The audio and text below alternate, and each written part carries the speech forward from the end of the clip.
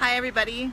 So I did a Facebook Live yesterday talking a little bit about how we should structure how we parent our children and how to be aware of how we speak to our children.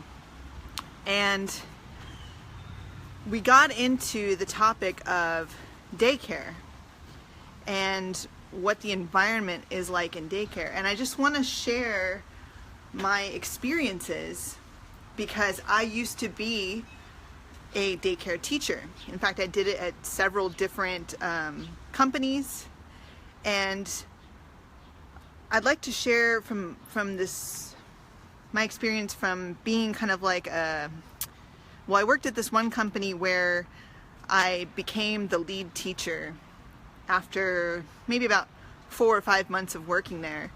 And I think that happened because I'm very good at integrating into different environments and being able to, follow direction. And so I very quickly became the lead teacher at this daycare, and it was a summer program.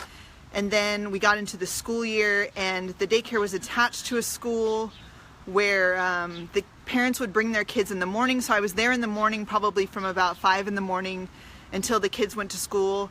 And then I would be there in the afternoon when the kids got off of school, and we'd stay there till 6. So I got to eventually direct all of the curriculum type stuff that would happen in the daycare. And I also directed the other teachers. And we worked with kids from probably around age 4 up until age 10. So it was like elementary age daycare. And during the summertime, we spent the whole day with them. So why is daycare not the best environment for your kids? And I want to say this as somebody who's worked in a daycare that was not like a low-end daycare. This was something where parents, middle class, were sending their kids here. Parents who were doctors and lawyers and, accountants and computer programmers, that kind of stuff. So, and the teachers that were there along with me were, I would say, pretty well educated. So it wasn't a low-end situation, but it still was not the best environment for the kids that were there. And I want to share 2 examples. One, we had a kid come in after about a year that I had been working there, and this kid was, I could tell right away, very precocious, very smart. And I would say he had just turned 5, and he had never been in school before.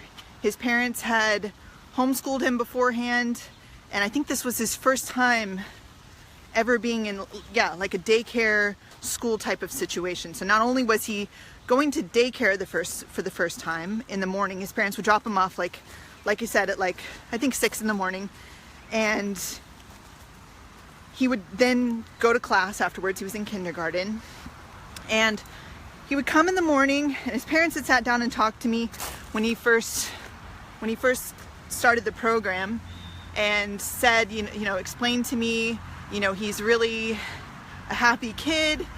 He's really excited. He loves being around other children, and he loves teachers, and or loves other adults because he hadn't really been around teachers before. But me and this kid connected right away because he was really smart, and really he had just a great personality. It was very open, and he was very excited about everything new, and so he loved this environment. And I was like, this kid is really cool. He's really awesome. And I always told his parents, I really enjoy spending time with him because he's so smart, and he picks up on things really fast, and he's got a pretty big vocabulary, and he's very good at communicating. And it was really interesting because over the next 3 months, I started to notice him not doing so well. And now I didn't get to spend a lot of one-on-one time with this kid because we had probably, I would say, 3 teachers working with about, I think it was like 40, usually 30 kids, but then some days we would have more. And so 30 kids split between 3 teachers, so about 10 kids per teacher. And so after a few months, I noticed the behavior of this child changing. And my boss came to me one day, I remember, because the little boy had thrown a rock at another kid, and that's what the other kid wasn't hurt, but he had thrown a rock. And my boss came to me and said, "You need to punish him." And we actually had a sit down in her office, because I had just been talking to him and communicating with him and doing the very, very best that I could to sit and find out why he was experiencing this frustration and why his behavior had totally changed, because he was not acting in this sort of aggressive way when he first came. So after about 3 months, he started having these aggression issues. He had thrown a rock at another kid. He was hitting other kids and just kind of getting really excited and then acting aggressively. So in this sit-down meeting with my boss, she said, "You need to be more directive over this." And I said, "Well, we've been communicating. I'll have a meeting with his parents and find out, what is he saying at home." But my boss was like, no. You need to remove him from the situation, put him in a room by himself, and make him sit there. And then we're going to tell his parents, basically, that he's not behaving well, or that he'll be kicked out of the program if he continues to act like this. And I just remember in that moment, it was so strange, because here's this little kid who I can't put my full attention on, but I know he's going through something, because he wasn't acting like this before. And at the time, I didn't want to lose my job. So I didn't direct the point. I told her, maybe you should handle this, because I don't feel comfortable making him sit in a room by himself. But I will talk to his parents. And I had a conversation. I remember the next day, his parents came in and brought him in, and I had a conversation with them, and they said, yeah, he's been frustrated at home. He's been coming home crying. He's been just sharing that that he doesn't want to come, but then he will want to come. He'll be excited to come in the morning, but then he's crying at home when he comes home.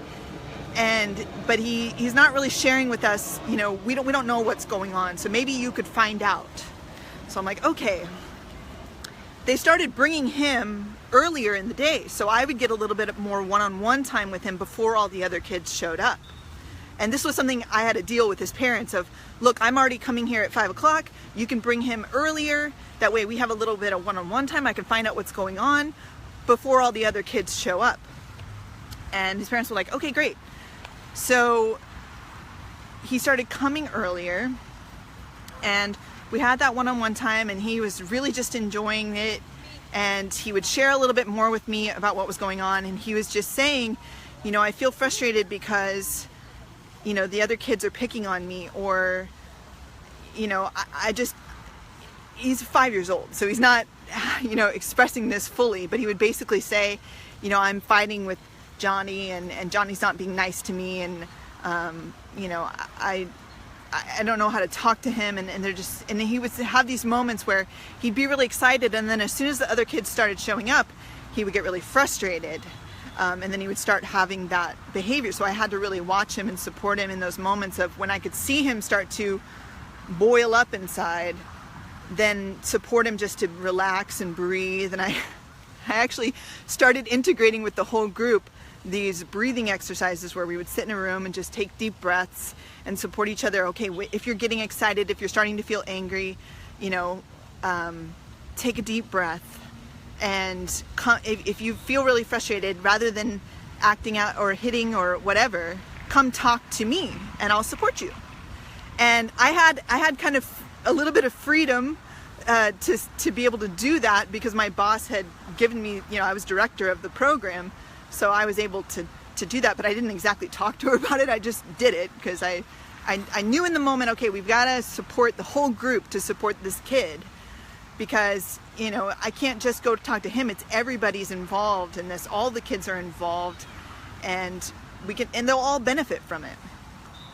And I remember this one day, I really started to realize the problem with the environment that I was in, with this environment of having a bunch of kids who were all raised by different parents, trying to stick them all in an environment where I literally physically could not care for each child effectively. And then I also had my boss telling me how to behave and how to discipline these children.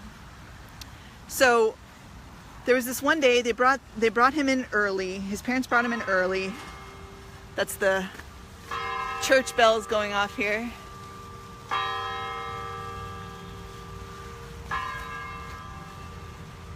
So I'll wait till they're done. It's a very pretty day. I don't know if you can see. It's a pretty garden. Just show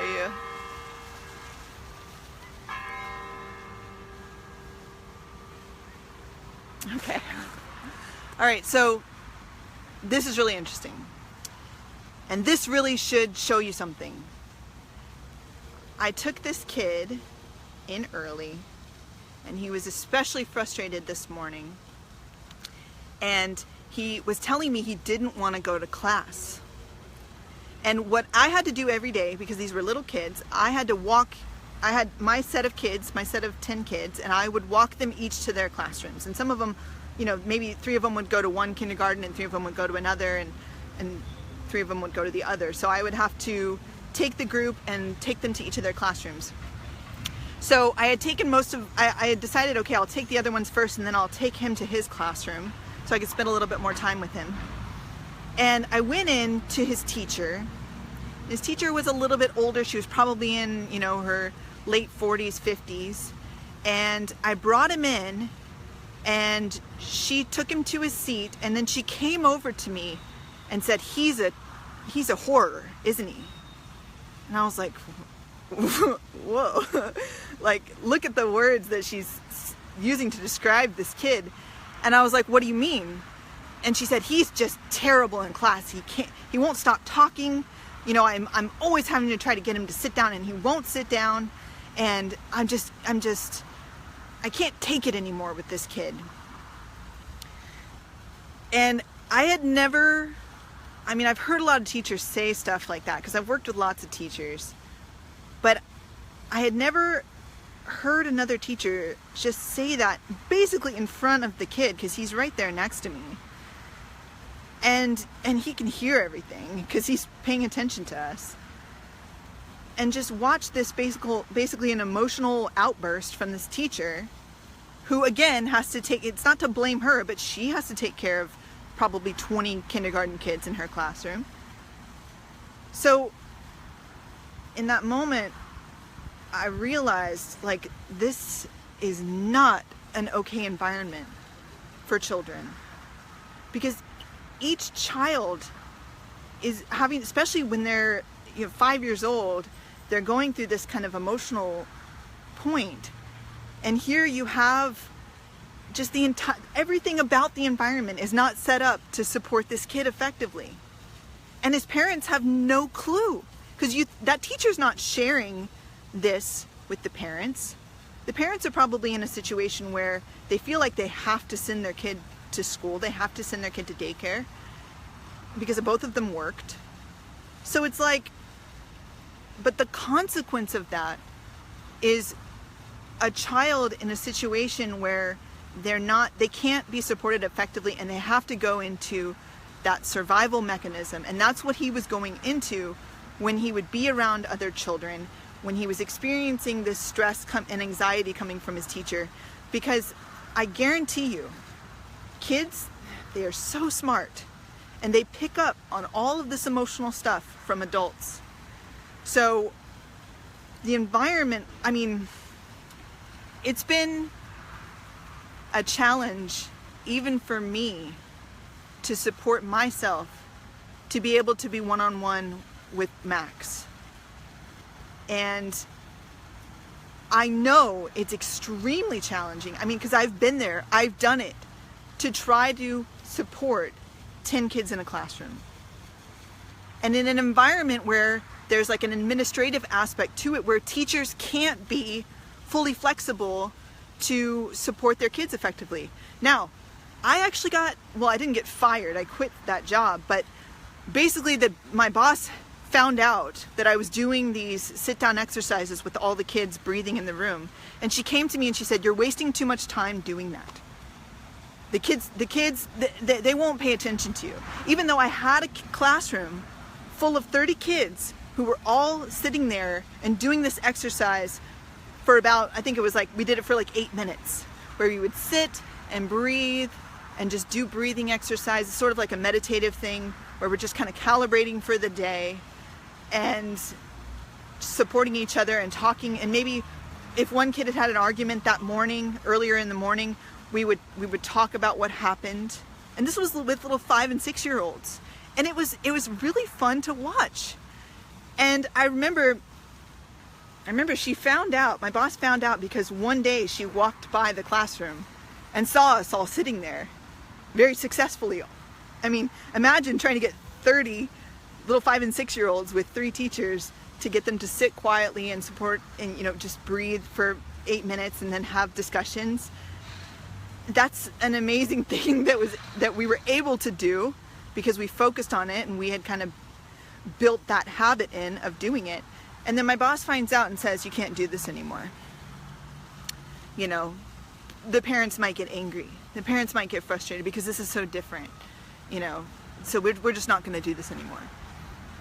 And I remember in that moment, I was like, I can't do this anymore. I cannot support an environment, and I cannot just force these children and just to be disciplined and punish them when we can't even do things that actually support them internally to deal with their emotional stuff that's coming up, and to stand as an example of what to do when you're feeling emotional, to sit and look and breathe, just take a breath and see, okay, what's going on? Why am I arguing with this other kid? How am I feeling? And to just really get that out in the open. We just couldn't do that. And this is, I won't say where it was, I won't say the name of the company, but it was in an environment where you would think this type of stuff would be supported. This sort of like, breathing through things and like a more counseling approach to dealing with emotions. You would think in this environment that would have been supported, but it wasn't. And ultimately my boss, from her perspective, had to protect her bottom line. She didn't want parents to get kind of like frustrated with the whole thing. Instead of us just going to the parents and saying, "Hey, we're going to start doing these exercises because we've noticed the kids getting in arguments and we think this will be supportive. We're going to experiment and test it out. And it seems so far like they're enjoying it." That just wasn't happening. And I mean, it's interesting to look back, because when you start to make that decision within yourself of, it is not acceptable to punish kids. It is not acceptable to do this, to do punishment. I mean, do you want to get punished as an adult? Why would you treat a child differently than how you would want to be treated? It doesn't make any sense. So it's fascinating to me, because you need to look at what's really going on in these environments. And parents don't usually get to see this stuff, but it's happening. If you think a daycare environment is any better than you being with them one-on-one, take a good look at the reality of what's going on. And it's very hard to see if you're not able to be there, because the teachers may act differently when the parent's around. But imagine if we were to start being more open about this stuff. Because I'm not saying go get angry at the daycare workers. I'm not saying go get angry at the teachers. But it's like we can't have an honest conversation about the reality of the environment that we're putting our children into. And maybe we need to start doing that. Maybe we need to start acknowledging what's really going on and the consequences of these environments on our kids. Because, there's so much potential. Children are just amazing. every job that I've ever had has been with working with kids. And because I love seeing that natural ability of children to learn and just enjoy their environment. And it's just amazing to see. And it really, I get sad, not from an emotional, energetic point, but it's saddening, like deep down, to see children's potential being squashed.